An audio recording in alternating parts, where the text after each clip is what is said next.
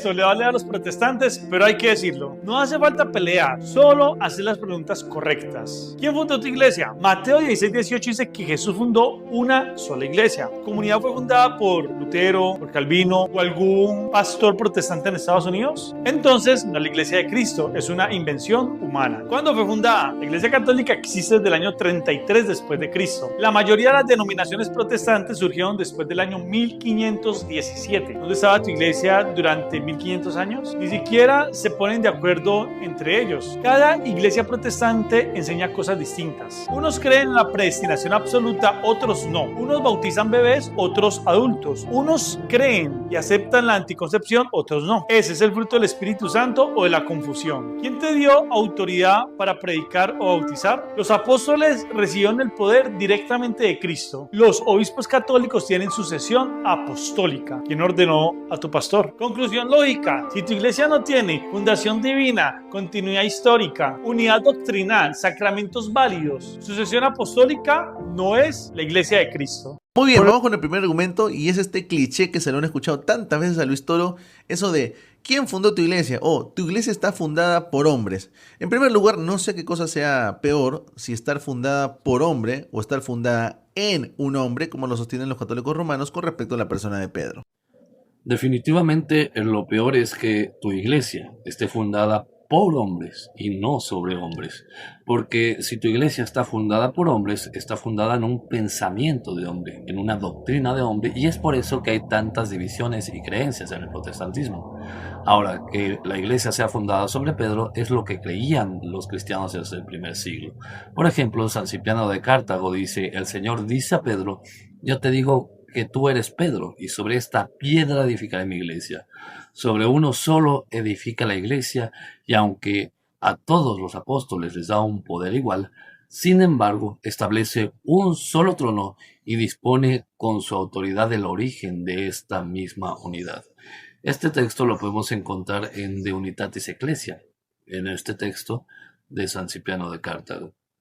Orígenes, por su parte, diría: mira a aquel gran fundamento de la iglesia, aquella roca muy sólida sobre la cual Cristo edificó la iglesia. Esto lo dice en su comentario al Evangelio de Mateo, en el libro 12, capítulo 10.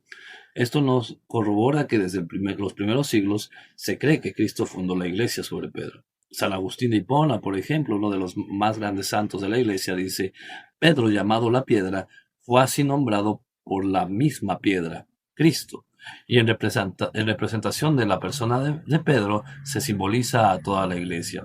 Sin embargo, es Pedro mismo quien recibe esta misión. Esto lo dice San Agustín en su sermón 147. Por último, Tertuliano diría: ¿quién eres tú que divides y desgarras la unidad de la iglesia, que se asienta sobre Pedro y sobre la roca que fue confiada a su cuidado? Vemos cómo los padres de la iglesia nos van afirmando que la iglesia de Cristo, la iglesia que Cristo fundó, está fundada sobre Pedro, sobre esta roca, porque así lo quiso Cristo.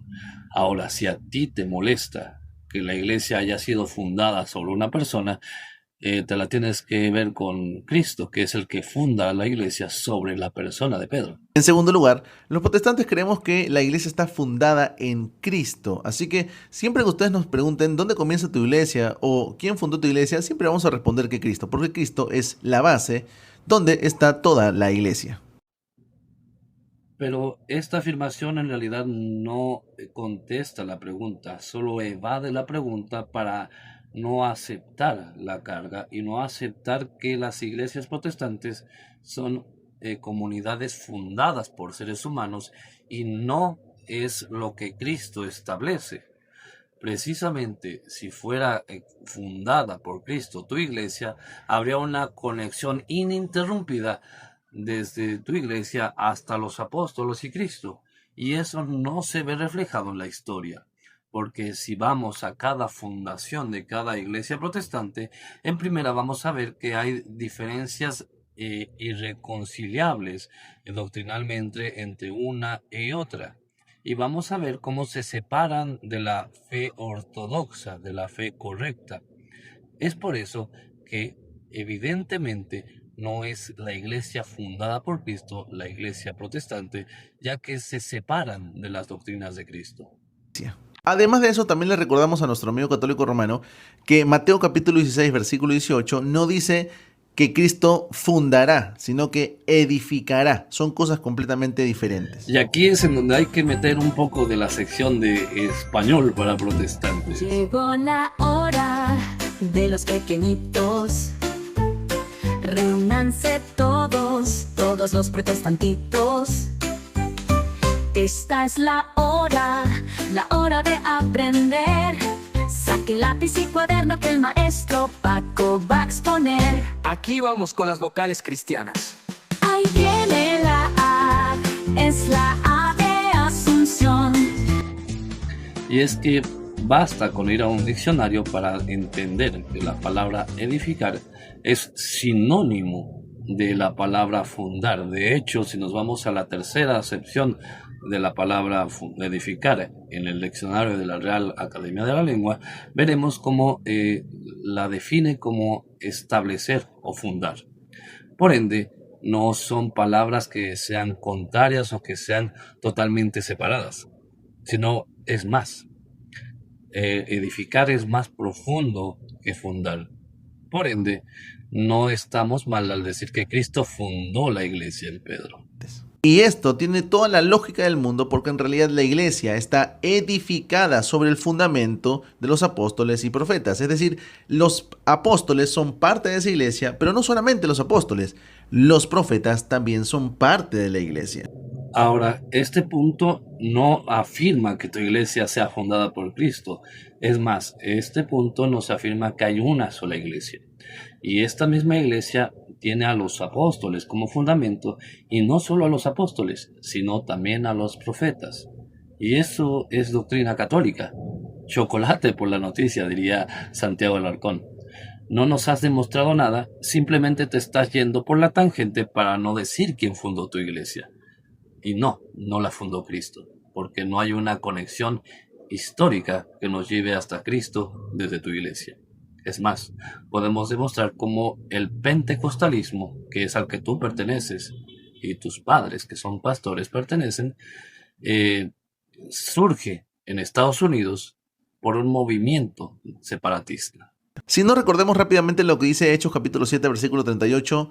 Este es aquel Moisés que estuvo con la congregación en el desierto. Ya, esa palabra congregación, si ustedes la revisan en una Biblia interlineal, es la palabra eclesía, que es iglesia. Aquí tienen algunas referencias de la Reina Valera, congregación. También tenemos Hebreos capítulo 2, versículo 12, que dice, diciendo, anunciaré a mis hermanos tu nombre en medio de la congregación, te alabaré. También se utiliza la palabra eclesía.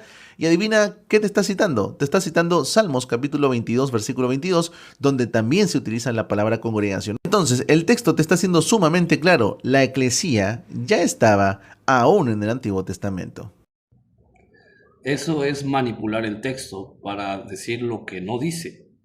Sí, en el Antiguo Testamento se usaba la palabra eclesia o comunidad, pero eso no quiere decir que la iglesia que Cristo establece ya estuviera en el Antiguo Testamento, porque recuerda que los cristianos no somos parte del Antiguo Pacto, no vivimos en el Antiguo Pacto, y lo dice el mismo Pablo en Gálatas, sino que nosotros pertenecemos al Nuevo Pacto, y en este Nuevo Pacto se establece una iglesia, que es el cuerpo de Cristo, y que es el nuevo Israel.